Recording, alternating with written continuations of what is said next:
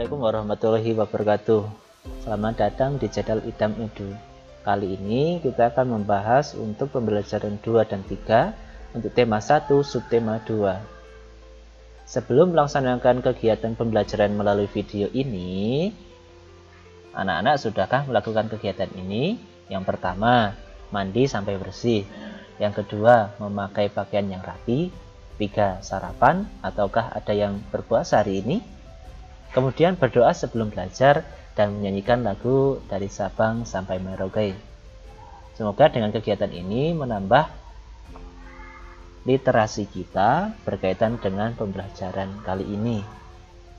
Oke, untuk fokus pembelajaran pada video pembelajaran kali ini, yang pertama kita akan belajar mengenai nilai yang terkandung pada sila keempat Pancasila. Yang kedua, cara-cara membuat patung, kemudian menemukan ide pokok. Mari kita simak video pembelajaran kali ini. Yang pertama tentang kerakyatan yang dipimpin oleh hikmat kebijaksanaan dalam permusyawaratan perwakilan yang merupakan nilai-nilai yang terkandung dalam sila Pancasila, terutama sila keempat. Sila keempat dilambangkan dengan kepala banteng. Kepala banteng digunakan sebagai lambang karena banteng merupakan hewan sosial yang suka berkumpul, seperti halnya musyawarah, di mana orang-orang suka berdiskusi dan berkumpul. Nilai-nilai yang terkandung seperti sebagai warga negara Indonesia mempunyai kedudukan, hak, dan kewajiban yang sama, tidak boleh memaksakan kehendak kepada orang lain. Nilai yang lain yaitu mengutamakan musyawarah dalam pengambilan keputusan untuk kepentingan bersama. Kemudian musyawarah untuk mencapai mufakat diliputi oleh semangat kekeluargaan. Yang terakhir, menghormati dan menjunjung tinggi setiap keputusan yang dicapai. Itu tadi untuk nilai-nilai yang terkandung dalam sila keempat Pancasila, yaitu kerakyatan yang dipimpin oleh hikmat kebijaksanaan dalam permusyawaratan perwakilan. Nilai-nilai ini harapannya bisa anak-anak terapkan dalam kehidupan sehari-hari, terutama ketika bersama dengan rekan-rekan atau keluarga dalam pengambilan keputusan ataupun dalam menentukan sesuatu. Oke, itu tadi untuk materi yang pertama. Selanjutnya yaitu materi tentang membuat patung.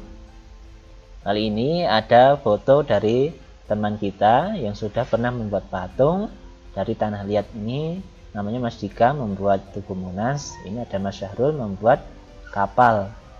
Nah, anak-anak sekalian, untuk membuat patung tentunya bisa menggunakan bahan lunak seperti plastisin yang sudah anak-anak praktikkan dalam pembelajaran sebelumnya. Kemudian bisa membuat sabun batang, ini bisa dibuat untuk pembuatan patung ataupun bisa menggunakan tanah liat seperti teman-teman ini. Nah, yang perlu anak-anak coba silahkan untuk bisa membuat patung dari sabun batang atau sabun mandi. Caranya bagaimana? Bisa dilihat di video yang berbeda pada link yang sudah saya share di deskripsi video ini. Silahkan dipelajari untuk langkah-langkah membuatnya. Materi selanjutnya yaitu menemukan ide pokok. Pada pembelajaran subtema sebelumnya kita sudah belajar mengenai ide pokok. Kita ulang lagi, semoga kita lebih memahami pada materi kali ini, karena menemukan ide pokok merupakan keterampilan yang perlu diuji coba dan latihan terus-menerus. Oke, sebelum menemukan ide pokok, kita harus memahami terlebih dahulu apa itu kalimat utama dan kalimat penjelas. Kalimat utama adalah kalimat yang di dalamnya terdapat ide pokok paragraf. Kalimat utama ini dijelaskan oleh kalimat-kalimat lain dalam paragraf tersebut yang disebut dengan kalimat penjelas. Nama lain untuk kalimat utama adalah kalimat topik.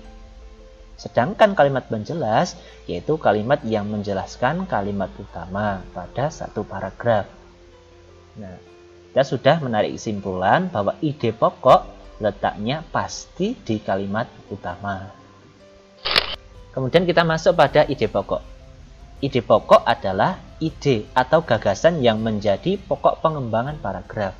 Ide pokok ini terdapat dalam kalimat utama. Kata kuncinya ini ya. Nama lain ide pokok adalah gagasan utama. Gagasan pokok dalam satu paragraf hanya ada satu ide pokok. Selanjutnya kita akan membahas mengenai letak ide pokok. Ide pokok bisa berada pada awal paragraf ataupun akhir paragraf. Bisa juga berada di awal dan akhir.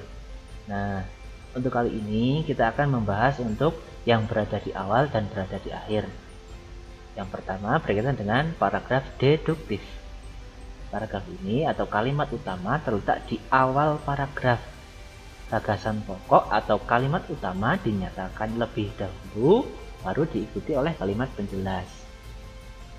Sedangkan untuk paragraf induktif, kalimat utama terletak di akhir paragraf. Gagasan pokok atau kalimat utama dinyatakan terakhir setelah kalimat penjelas. Setelah ini kita akan berlatih untuk menemukan ide pokoknya pada teks bacaan. Untuk yang pertama, mari kita simak. Kanker masih menjadi pembunuh nomor 1 di Indonesia.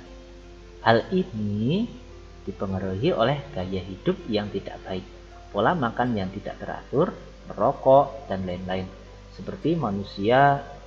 Setiap manusia berisiko untuk terkena penyakit kanker, karena di dalam setiap tubuh manusia terdapat sel kanker pasif yang sewaktu-waktu bisa menjadi aktif akibat dari penurunan antibodi yang disebabkan gaya hidup yang tidak baik. Nah, mari kita simak bersama. Untuk kalimat pertama ini kan membahas tentang kanker. Kemudian untuk kalimat kedua dimulai dengan hal ini. Hal ini merupakan penghubung dari kalimat pertama. Hal ini berarti menjelaskan kanker. Oleh karena itu ini disebut kalimat penjelas. Untuk kalimat selanjutnya adalah setiap manusia berisiko untuk terkena penyakit kanker. Nah, membahas penyakit kanker. Padahal untuk kanker dijelaskan di kalimat yang pertama ini. Kemudian itu tadi dari seluruh teks yang ada. Bisa kita simpulkan yang paling umum yang mana? Yang pertama ini. Jadi kalimat utamanya adalah kanker masih menjadi pembunuh nomor 1 di Indonesia. Sedangkan untuk ide pokoknya adalah kanker masih menjadi pembunuh nomor 1 di Indonesia. Sama ya. Nah, kemudian untuk teks yang kedua. Dari kelok pertama sampai kelok ke-44, kami masih menikmati panorama yang masih perawan. Sampai di tepi danau Minan jauh terlihat hamparan air yang dikelilingi bukit-bukit yang menjulang. Tampak dari kejauhan nelayan dengan sampan tradisional mencari ikan di tengah danau. Meskipun serasa di tepi pantai, angin sejuk selalu menyapa dengan lembut. Sungguh molek alam Minangkabau yang belum terjamah tangan jahil ini. Nah, ternyata di akhir paragraf ini, kalimat ini sungguh molek alam Minangkabau yang belum terjamah tangan jahil ini adalah kalimat yang paling umum, karena yang pertama adalah menjelaskan menjelaskan tentang alam Minangkabau yang molek. Ide pokoknya berarti sungguh molek alam Minangkabau yang belum terjamah tangan jahil ini. Demikian untuk materi kita untuk pembelajaran 2 dan 3 untuk subtema 2. Mudah-mudahan bisa dipahami dan bisa menambah literasi kita.